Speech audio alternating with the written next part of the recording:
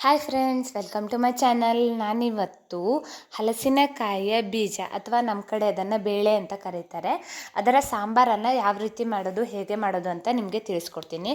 ತುಂಬಾ ರುಚಿಯಾಗಿರುತ್ತೆ ಮತ್ತು ತುಂಬಾ ಟೇಸ್ಟಿಯಾಗಿರುತ್ತೆ. ನಿಮ್ಮ ಮನೆಗಳಲ್ಲೂ ಒಮ್ಮೆ ಮಾಡಿ ನೋಡಿ. ಒಂದು ಬೆಸ್ಟ್ ರೆಸಿಪಿ ಅಂತಲೇ ಹೇಳ್ಬೋದು. ಅದು ಸೀಸನ್ ಆಗಿರೋದ್ರಿಂದ ಹಲಸಿನಕಾಯಿಯ ರೆಸಿಪಿಯನ್ನೇ ನಾನು ಜಾಸ್ತಿ ಹಾಕ್ತಾ ಇದ್ದೀನಿ. ಆ್ಯಂಡ್ ಮನೇಲಿ ಕೂಡ ಅದನ್ನೇ ನಾವು ಜಾಸ್ತಿ ಮಾಡ್ತಾ ಇರೋದು. ಅದನ್ನು ಈಗ ಯಾವ ರೀತಿ ಮಾಡೋದು, ಹೇಗೆ ಮಾಡೋದು ಅಂತ ತಿಳಿಸ್ಕೊಡ್ತೀನಿ. ನಾನು ಮೊದಲನೇದಾಗಿ ಮಸಾಲೆಗೆ ಏನೇನು ಬೇಕು ಅಂತ ತಿಳಿಸ್ಕೊಡ್ತೀನಿ. ನಾನು ಇಲ್ಲಿ 4.5 ಸ್ಪೂನ್ ಆಗುವಷ್ಟು ಕೊತ್ತಂಬರಿ ಬೀಜವನ್ನು ತೊಗೊಂಡಿದ್ದೀನಿ, 1 ಸ್ಪೂನ್ ಆಗುವಷ್ಟು ಜೀರಿಗೆನ ತೊಗೊಂಡಿದ್ದೀನಿ, 1 ಲಿಂಬು ಗಾತ್ರದಷ್ಟು ಹುಣಸೆಹಣ್ಣನ್ನು ತೊಗೊಂಡಿದ್ದೀನಿ, 1/4 ಚಮಚದಷ್ಟು ಮೆಂತೆ, 1 ಚೂರು ಇಂಗು, ಹಾಗೆ 1.5 ಸ್ಪೂನ್ ಆಗುವಷ್ಟು ಉದ್ದಿನಬೇಳೆ, 1 ಲವಂಗ, ಹಾಗೆ 1.5 ಸ್ಪೂನ್ ಆಗುವಷ್ಟು ಸಾಸಿವೆ, ಹಾಗೆ 7ರಿಂದ 8 ಕೆಂಪು ಮೆಣಸು, ಹಾಗೆ 2 ಸ್ಪೂನ್ ಆಗುವಷ್ಟು ಬಿಳಿ ಎಳ್ಳನ್ನು ತೊಗೊಂಡಿದ್ದೀನಿ. ಇದೆಲ್ಲವನ್ನು ನಾವು ಒಂದೊಂದಾಗಿ ಚೆನ್ನಾಗಿ ಹುರ್ಕೋಬೇಕು. ನಾನು ಈಗ ಒಂದು ಬಾಣಲೆಗೆ 2 ಸ್ಪೂನ್ ಆಗುವಷ್ಟು ಎಣ್ಣೆಯನ್ನು ಹಾಕ್ಕೋತಾ ಇದ್ದೀನಿ. ನೋಡ್ತಾ ಇರ್ಬೋದು. ಈಗ ನಾನು ತೋರಿಸಿದಂತಹ ಎಲ್ಲ ಸಾಮಗ್ರಿಗಳನ್ನು ಹಾಕ್ಕೊಳ್ಳಿ. ಮೊದಲನೇದಾಗಿ ಕೊತ್ತಂಬರಿ ಬೀಜ, ಹಾಗೆ ಲವಂಗ, ಆನಂತರ ಮೆಂತೆ, ಹಾಗೆ ಉದ್ದಿನಬೇಳೆ, ಆನಂತರ ಜೀರಿಗೆ,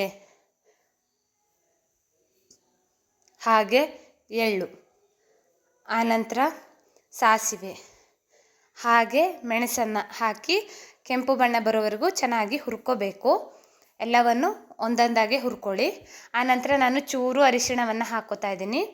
ಹಾಗೆ ನಾನು ತೋರಿದಷ್ಟು ಪ್ರಮಾಣದಲ್ಲಿ ಹುಣಸೆ ಹಣ್ಣನ್ನು ಹಾಕ್ಕೊಂಡಿದ್ದೀನಿ. ಈ ಹಲಸಿನಕಾಯಿಯ ಬೀಜದ ಸಾಂಬಾರಿಗೆ ಹುಣಸೆ ಹಣ್ಣು, ಖಾರ ಎಲ್ಲ ಸರಿಯಾದ ಪ್ರಮಾಣದಲ್ಲಿ ಇರಬೇಕು, ಚೆನ್ನಾಗಾಗುತ್ತೆ. 1 ಮುಷ್ಟಿ ಆಗುವಷ್ಟು ಕಾಯಿ ತುರಿಯನ್ನು ಹಾಕ್ಕೊಂಡು ನಾನು ಮಿಕ್ಸಿಯಲ್ಲಿ ನುಣ್ಣಗೆ ರುಬ್ಕೋತಾ ಇದ್ದೀನಿ. ನೋಡ್ತಾ ಇರ್ಬೋದು, ಈ ರೀತಿಯಾಗಿ ಚೆನ್ನಾಗಿ ನುಣ್ಣಗೆ ರುಬ್ಬಿಟ್ಕೊಂಡಿದ್ದೀನಿ. ನಾನು ಇಲ್ಲಿ ಹಲಸಿನಕಾಯಿಯ ಬೇಳೆ ಅಥವಾ ಹಲಸಿನಕಾಯಿಯ ಬೀಜವನ್ನು ತಗೊಂಡು ಅದನ್ನು ಚೆನ್ನಾಗಿ ವಾಶ್ ಮಾಡ್ಕೊಂಡಿದ್ದೀನಿ. ಹಾಗೆ ಅದನ್ನು ಬೇಯುವಷ್ಟು ಪ್ರಮಾಣದಲ್ಲಿ ನೀರು ಮತ್ತು ಉಪ್ಪನ್ನು ಹಾಕಿ ಅದನ್ನು ಚೆನ್ನಾಗಿ ಬೇಯಿಸ್ಕೋಬೇಕು. ನೋಡ್ತಾ ಇರ್ಬೋದು, ಈ ರೀತಿ ಕ್ಲೀನಾಗಿ ತೊಳ್ಕೊಂಡಾದ ನಂತರ ಅದನ್ನು ಕುಕ್ಕರ್ನಲ್ಲಿ ಹಾಕಿ ಉಪ್ಪನ್ನು ಎಷ್ಟು ಪ್ರಮಾಣದಲ್ಲಿ ಬೇಕು ರುಚಿಗೆ ಅಂತ ನೋಡಿಕೊಂಡು ಉಪ್ಪನ್ನು ಹಾಕಿ 2 ವಿಸಿಲ್ ಬೇಯಿಸ್ಕೊಳ್ಳಿ. ನೋಡಿ ಎಷ್ಟು ಚೆನ್ನಾಗಿ ಬೆಂದಿದೆ ಅಂತ. ಇದನ್ನು ನೀರನ್ನು ಬಸಿದ್ಕೊಂಡು ಅದರ ಮೇಲ್ಗಡೆ ಇರುವ ಸಿಪ್ಪೆಯನ್ನು ತೆಕ್ಕೋಬೇಕಾಗುತ್ತೆ. ನೋಡ್ತಾ ಇರ್ಬೋದು, ಈ ರೀತಿಯಾಗಿ ಪ್ರತಿಯೊಂದರದ್ದು ಸಿಪ್ಪೆ ತೆಕ್ಕೋಬೇಕಾಗುತ್ತೆ. ನಾವು ಈ ರೀತಿ ಸಿಪ್ಪೆ ತೆಗೆದು ಒಂದು ಕಡೆ ಕಲೆಕ್ಟ್ ಮಾಡಿ ಇಟ್ಕೊಳ್ಳಿ. ನೋಡ್ತಾ ಇರ್ಬೋದು, ಈ ರೀತಿಯಾಗಿ ನಾನು ಎಲ್ಲದರದ್ದು ಸಿಪ್ಪೆ ತೆಗಿತಾ ಇದ್ದೀನಿ.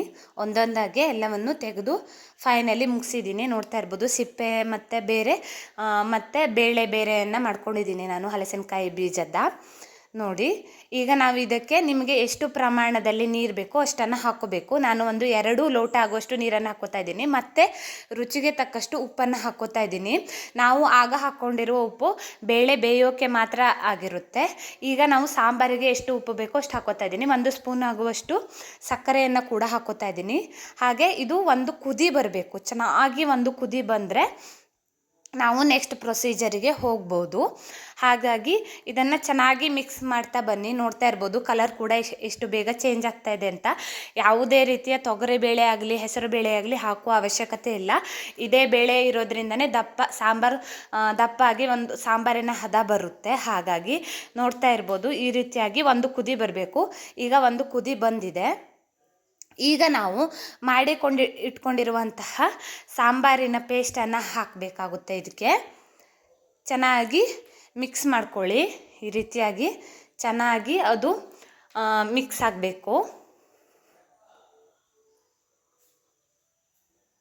ಈ ರೀತಿ ಪ್ರತಿ ಬಾರಿ ತಳ ಹಿಡಿಯದಂತೆ ನೀವು ಚೆನ್ನಾಗಿ ಮಿಕ್ಸ್ ಮಾಡ್ಕೋತಾ ಬಂದರೆ ಒಂದು ಕುದಿ ಬರಬೇಕು. ಆಗ ರುಚಿಕರವಾದಂತಹ ಹಲಸಿನಕಾಯಿ ಬೀಜದ ಸಾಂಬಾರ್ ಅಥವಾ ಹಲಸಿನಕಾಯಿ ಬೇಳೆಯ ಸಾಂಬಾರ್ ಸವಿಯಲು ಸಿದ್ಧ. ತುಂಬಾ ರುಚಿಯಾಗಿರುತ್ತೆ ಮತ್ತು ತುಂಬ ಟೇಸ್ಟಿಯಾಗಿರುತ್ತೆ. ನಿಮಗೆ ಇದೇ ರೀತಿಯ ಅಡುಗೆಯ ವಿಡಿಯೋಗಳು ಇಷ್ಟ ಆದರೆ, ನಿಮಗೆ ಬೇಕು ಅಂತ ಅನ್ನಿಸಿದ್ರೆ, ಇನ್ನೂ ತುಂಬ ನನ್ನ ಚಾನಲಲ್ಲಿ ಇದೆ. ಹಾಗಾಗಿ ನೀವು ನನ್ನ ಚಾನಲನ್ನು ಸಬ್ಸ್ಕ್ರೈಬ್ ಮಾಡ್ಕೊಳ್ಳಿ, ಲೈಕ್ ಮಾಡಿ, ಶೇರ್ ಮಾಡಿ, ಕಮೆಂಟ್ ಮಾಡಿ. Thank you.